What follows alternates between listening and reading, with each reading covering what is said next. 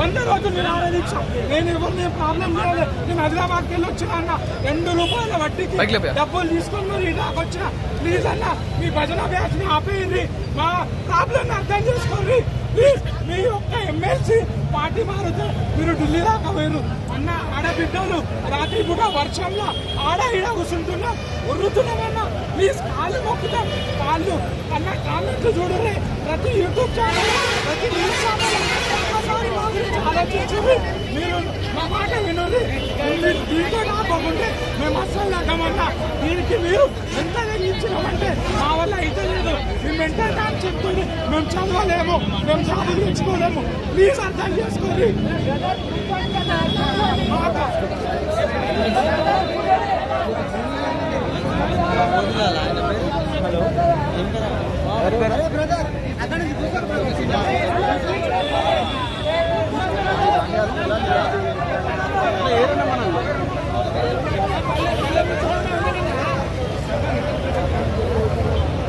రేవంత్ రెడ్డి గారు ముఖ్యమంత్రి హోదాలో ఉండి దయచేసి రాజకీయ రంగు నిరుద్యోగులకు కులమకండి. మీకు మేము నమస్కరించి మాట్లాడుతూ ఉన్నాం. మీరు మాకు డిఎస్సీ వాయిదా వేయమంటే కొన్ని రకాల మీ సమస్యలు ఏంటో మాకు చెప్పారు. స్లాట్ బుక్ అయిపోయింది, మేము బుక్ చేసేసిన సెంటర్లను ఎగ్జామ్ అనేది వాయిదా వేయలేమని చెప్తా ఉన్నారు. కానీ మీకు అధికారంలో ఉన్నటువంటి కాంగ్రెస్ పార్టీకి డిఎస్సీ వాయిదా వేయడానికి స్లాట్ బుక్ వెనక్కి తీసుకోవడం పెద్ద లెక్క కాదు. మీకు స్లాట్ బుక్ చేసి మీ వ్యవస్థను నడుపుకోవడానికి, నిర్వహించుకోవడానికి మీరు చెప్తున్నారే తప్పితే ఒక తప్పించుకోవడానికి సాగులాగా మాకు కనిపిస్తా ఉంది. మీరు కేవలం టెట్కు డిఎస్సీకి 25 రోజుల సమయం ఇచ్చి అందులోనే 3 ఎగ్జామ్స్ పెట్టి హాస్టల్ వెల్ఫేర్ ఆఫీసర్, టీఏఓ ఎగ్జామ్, ఇంకా సీటెట్ ఎగ్జామ్ అన్ని పెట్టారు. 25 రోజుల సమయం కాదు. As per rule guide lines ప్రకారం 45 రోజుల సమయం ఇవ్వాలి. మీరు రూల్ని అతిక్రమించారు. ఈ రోజు డిఎస్సీ సిలబస్ అనేది ఒక్కసారి డౌన్లోడ్ చేసి మీరు చూసుకోండి. సివిల్స్ స్థాయి సిలబస్ ఒక్కొక్క డిఎస్సీ అభ్యర్థి 60 పుస్తకాలు చదవాల్సినటువంటి రోజు. ఈ అందులో ప్రాస్పెక్టివ్స్ అండ్ ఎడ్యుకేషన్ పిఐఈ అనే సబ్జెక్ట్ ఉంటుంది. కరెంట్ అఫైర్స్ 8 నెలలు మీరు కవర్ చేయాలి. దయచేసి సమయం ఇవ్వమని అడిగితే బీఆర్ఎస్ వాళ్ళు, బీజేపీ వాళ్ళంటే వాళ్ళెవరు, మేమెవరం సార్? 5 ఏళ్ళు మేము ఎగ్జామ్ రాసిపోతే వాళ్ళు ఎవరో మాకు తెలియదు, మీరెవరో మాకు తెలియదు. అనవసరంగా మీరు రాజకీయ రంగం మాకు కులమకండి. మీకు అంత డౌట్ ఉంటే మా ఫోన్లు చూసుకోండి. మాకు ఏ సంబంధం లేదు. ఏ బీఆర్ఎస్ వాళ్ళతోనే ఉంటే అందులో నెంబర్లు మాట్లాడినటువంటి సంభాషణలు అన్ని కూడా ఉన్నాయి. మీరు ఉండిననే మా మీద నిందలేయడం కాదు, నిరూపణ చేసుకోండి. మీరు సమస్య వైపు దిశగా అడుగులు వేయండి. ఎట్లా పరిష్కరించాలో ఆలోచించండి. కానీ నోటికొచ్చినట్టు మాట్లాడేటువంటి ఆ నైతికత అనేది మీరు కోల్పోకూడదు.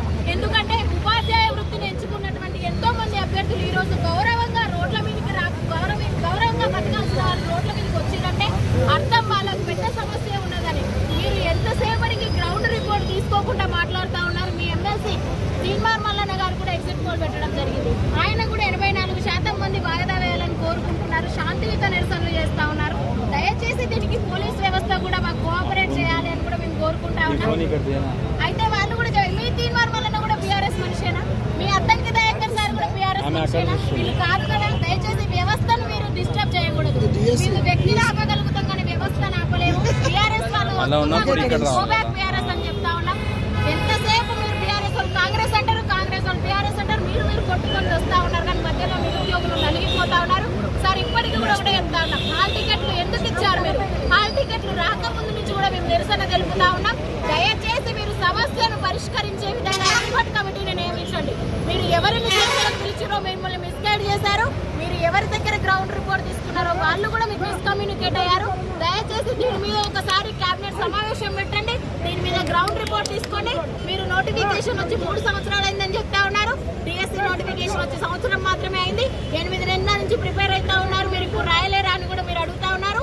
8 సంవత్సరాల నుంచి మాకు కేసీఆర్ గారు ప్రిపేర్ అయ్యే అవకాశం ఇవ్వలేదు. ఎప్పుడు చూసినా రోడ్ల మీద ఉద్యమాలు చేసినాం. కొత్తగా టెట్ పెట్టారు. టెట్ పెట్టమని కూడా మేము అడగలేదు. ఇప్పుడు రీసెంట్ గా బిఎడ్ డిఎడ్ అయిపోయినటువంటి అభ్యర్థులు 45,000 మంది క్వాలిఫై అయ్యి ఉన్నారు. వాళ్ళకైనా సమయం ఇవ్వాల్సి ఉన్నది. కాబట్టి అన్నిటిని దృష్టిలో ఉంచుకొని వ్యవస్థను నడిపేటువంటి అడ్మినిస్ట్రేషన్ లో ఉన్నటువంటి బాధ్యత వాళ్ళ మీద ఉంది. కాబట్టి అన్ని కోణాలలో మీరు ఆలోచన చేయండి. ఎక్కువ మంది విద్యార్థులు కోరుకుంటున్నటువంటి న్యాయబద్ధమైన కోరికే మాది. న్యాయబద్ధంగానే మేము అడుగుతా ఉన్నాం. డిమాండ్ గా కాకుండా కూడా రిక్వెస్ట్ గా కూడా అడుగుతా ఉన్నాం. ప్రభుత్వానికి మేము సపోర్ట్ చేసినాం, ప్రచారం చేసినాం. అన్ని విధాలుగా మేము ఆ రోజు మీకు ఎన్నంటే ఉన్నాం. ఈ రోజు మమ్మల్ని బయట వాళ్ళగా మీరు చిత్రీకరిస్తా ఉన్నారు. దయచేసి కేటీఆర్ కేసీఆర్ చెప్పిస్తే అర్ధరాత్రి మేము ఇక్కడ వచ్చి నిలబడాల్సినటువంటి అవసరం లేదు. నైతిక కాదు. దయచేసి మీ మాటలు కరెక్ట్ కాదు, మీ మాటలు పద్ధతి కాదు. ఈ రోజు మీకు మీరే గుప్పు మేస్త్రి అనుకున్నారు, మేము అనలేదు, మీకు మీరే అనుకుంటా ఉన్నారు. మేము ఉపాధ్యాయ వృత్తి నేర్చుకున్న వాళ్ళం, మేము ఖచ్చితంగా గౌరవప్రదంగానే మాట్లాడతాం. మీరు మాట్లాడకపోయినా మేము శాంతియుతంగానే నిరసన చేస్తాం. మేము ప్రజాపాలనకు కానీ ప్రజా వ్యవస్థకు కానీ ఏ విధంగా కూడా అడ్డంకి కాదు. ప్రజాపాలనలో మమ్మల్ని అంటే అరెస్ట్ చేస్తా ఉన్నారు, అంటే అరెస్ట్ చేస్తా ఉన్నారు. ఎందుకంటే మీరు పోస్టులు పెంచుతామని 25,000 మెగాట్ ఇస్తే అన్నారు, 11,000 వేసి అయినా మీరు సర్దుకున్నాం. న్యాయబద్ధమైన కోరిక 45 రోజుల టైం అయినా ఇవ్వాలి. సొల్యూషన్ కూడా మేమే చెప్తా ఉన్నాం. సెప్టెంబర్ లో మాకు డిఎస్సీ పెట్టారు, అక్టోబర్ లో గ్రూప్ 2 వాయిదా ఇస్తే డిసెంబర్ లో పెట్టుకోండి. దయచేసి మా అభ్యర్థనను మన్నించండి. స్లాట్ బుక్ అయినా కూడా సెప్టెంబర్ లో ఏ ఎగ్జామ్ కూడా కొలాబరేట్ కాదు. మీరు ఎక్స్పర్ట్ కమిటీని ఇప్పటికైనా నియమించండి. ఎవరో డేట్లు ఇస్తే మీరు ఎగ్జామ్ పెట్టడం ఏంటి సార్? మాకు అర్థం కాగలుగుతా. మీకు ఏ కమిటీ నియమించింది? 30,000 ఉద్యోగాలు మీరు ఇచ్చారని చెప్పుకుంటా ఉన్నారు. మీరు ఉద్యోగాలు తెలుసు, మీరు ఎన్ని ఉద్యోగాలు ఇచ్చారు మాకు తెలుసు. మీరు ఎన్ని ఉద్యోగాలు ఇచ్చారు మీరే చెప్పుకోవద్దు. మీకు ఇలాంటి రైతుల గురించి చెప్పాలి మీరు ఎన్ని ఉద్యోగాలు ఇచ్చారు. దయచేసి పునఃపరిశీలించుకోండి. దయచేసి మీ వ్యాఖ్యలను వెనక్కు తీసుకోండి. మీరు ఆత్మ పరిశీలనతో మాట్లాడతారని కోరుకుంటున్నాం. డిఎస్సీ మీద వెబ్ నోట్ ఇవ్వండి. మీరు వెబ్ నోట్ ఇవ్వాలి, ఖచ్చితంగా వాయిదా వేయాలి. మేమేం పని లేక రోడ్ల మీద తిరుగుతాలే. మా తరపున మేము పోరాడే రోజు వచ్చింది కాబట్టి మేము రోడ్ల మీద తిరుగుతాము.